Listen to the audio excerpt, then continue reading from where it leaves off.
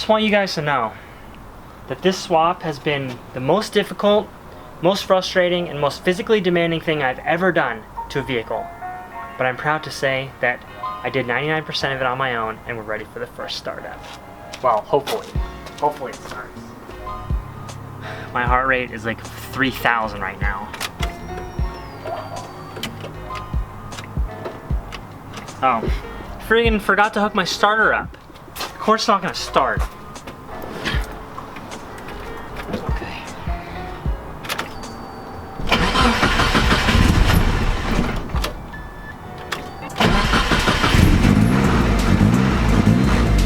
My God.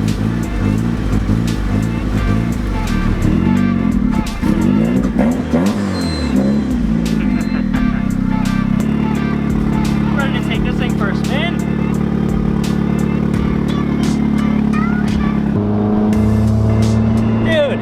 I can't believe this. I haven't driven this car in 4 months, man.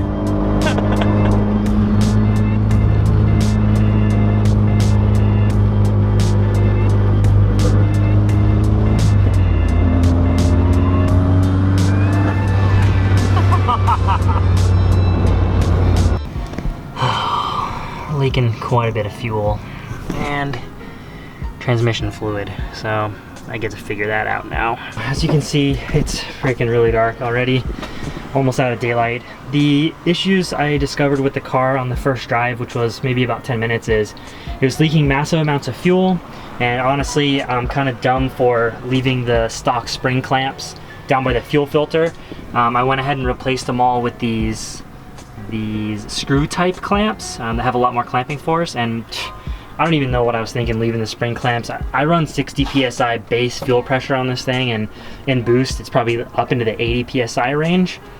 So always replace all your stuff with those screw type clamps. The OEM ones aren't good enough for raised fuel pressure. The other problem is the transmission is leaking a decent amount of fluid. It appears to be from the rear seal, the rear shaft seal, which I did not replace. I figured if it leaked, I could always replace it later, but I've never seen a transmission leak this much fluid before, so I'm hoping I might have overfilled it a little bit and it's gonna stop leaking, but I can always replace that seal with the trans in the car, so that's not that big of a deal. The turbo oil feed was leaking quite a bit. I just tightened it up. I haven't even started the car yet, so I don't know if that's gonna stop the leak, but it was leaking and smoking a little bit.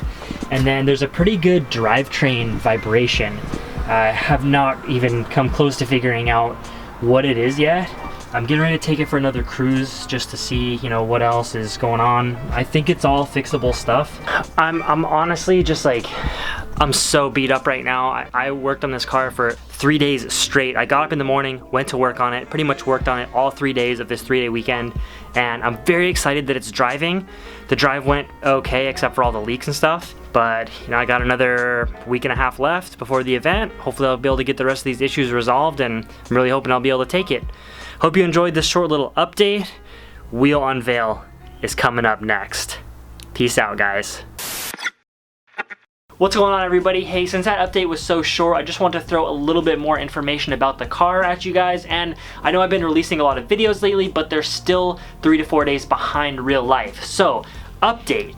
The back of the transmission actually had 2 really bad leaks, one at the shifter seal and one at the output shaft seal. I replaced both of those a couple days ago. We are good there, no more transmission leaks. The oil leak at the turbo. Check that out. The manifold actually melted a hole in the turbo oil feed, and I think from sitting for so long, the line eventually cracked, and it was just dumping oil all over the turbo, making a bunch of smoke, obviously a fire hazard. So I fabricated a new oil feed line, and I routed it different so it's not getting so hot. So when you guys are doing your DIY turbo setups, it's very important to think about what things are next to extreme heat sources that may not have been next to heat sources before, and try to do heat shielding, heat tape, header wrap, you know, anything to protect those vital parts.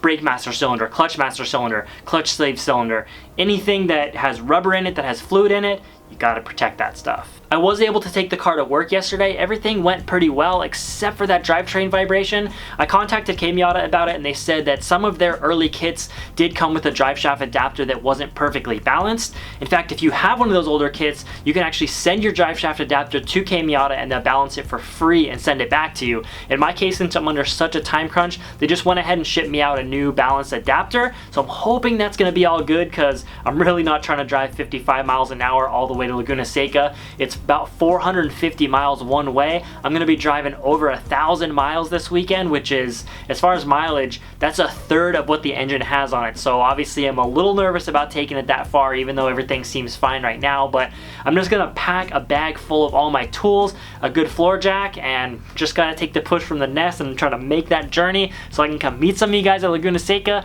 It's gonna be a blast. I hope you enjoyed this video, and I will see you in the next one. Peace out.